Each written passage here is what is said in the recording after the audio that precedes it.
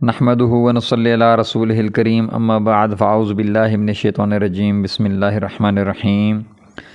جی ناظرین کرام، سیرت النبی صلی اللہ علیہ وآلہ وسلم کے 29ویں سبق کے ساتھ ہم آپ کی خدمت میں حاضر ہیں۔ سلسلہ بنو اسماعیل کا سبق ہمارا چل رہا ہے، آج ہم اس کا تیسرا حصہ پڑھیں گے۔ اللہم صلی علی محمد النبی الامی وعلی آلہ وسلم تسلیما کثیرا کثیرا۔ ناظرین کرام، حضرت اسماعیل علیہ السلام کی قربانی کے حوالے سے جو اشکالات یہودیوں نے تورات میں بنا رکھے ہیں، اس کے حوالے سے جو دلائل پیش کیے گئے علماء کی طرف سے، وہ آپ کی نظر ہیں۔ ہم تیسری دلیل سے اپنا سبق کا آغاز کریں گے۔ دلیل نمبر 3، حضرت اسماعیل کے خاندان میں مدت تک یہ رسم قائم رہی کہ لوگ سر کے بال نہیں مڈاتے تھے۔ حج میں احرام کے زمانہ تک جو بال نہیں مڈاتے، یہ اسی سنت اسماعیلی کی یادگار ہے۔ نمبر 4، جو الفاظ قربانی اور نظر چڑھانے کے لیے ملت ابراہیمی میں استعمال کیے جاتے تھے، وہ حضرت ابراہیم علیہ السلام نے حضرت اسماعیل علیہ السلام کے لیے استعمال کیے، نہ کہ حضرت اسحاق علیہ السلام کے لیے۔ تورات میں ہے کہ جب خدا نے حضرت ابراہیم علیہ السلام کو حضرت اسحاق علیہ السلام کی ولادت کی خوشخبری دی تو حضرت ابراہیم علیہ السلام نے کہا، کاش اسماعیل تیرے سامنے زندہ رہتا۔ تورات میں جہاں جہاں یہ لفظ استعمال ہوا ہے، سامنے زندہ رہنا، اسی معنوں میں ہوا ہے۔ نمبر 5، حضرت اسماعیل علیہ السلام حضرت ابراہیم علیہ السلام کی محبوب ترین اولاد تھے۔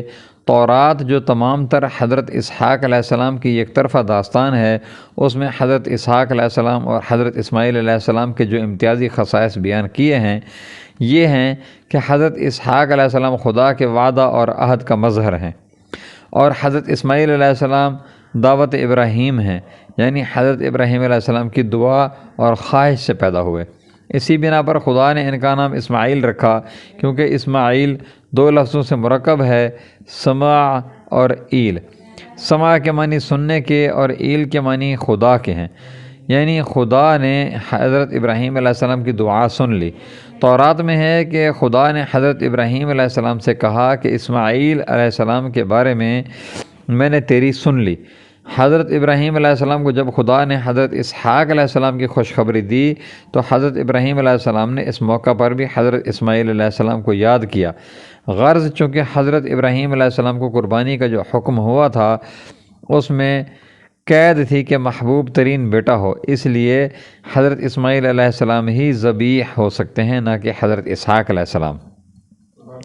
نمبر 6، حضرت اسحاق علیہ السلام کی جب خدا نے بشارت دی تو ساتھ ہی یہ بشارت دی کہ میں اس کی نسل سے ابدی عہد باندھوں گا۔ تورات میں ہے پھر خدا نے کہا، بلکہ تیری بیوی سارہ تیرے لیے ایک بیٹا جنے گی اور تو اس کا نام اسحاق رکھے گا، اور میں ابدی عہد اس کی نسل سے قائم کروں گا۔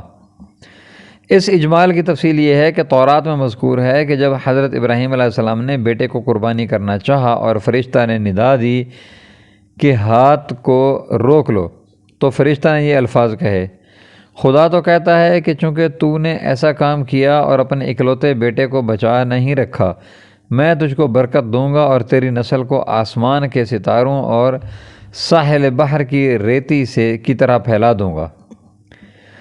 اب غور کرو کہ خدا نے جب حضرت اسحاق علیہ السلام کی بشارت ہی کے وقت یہ کہہ دیا تھا کہ میں اس کی نسل قائم رکھوں گا، تو یہ کیوں کر ممکن تھا کہ جس وقت تک حضرت اسحاق علیہ السلام کی اولاد نہیں پیدا ہوئی تھی ان کی قربانی کا حکم ہوتا، لیکن حضرت اسماعیل علیہ السلام کو ذبیح تسلیم کیا جائے تو تمام نصوص منطبق ہو جاتے ہیں۔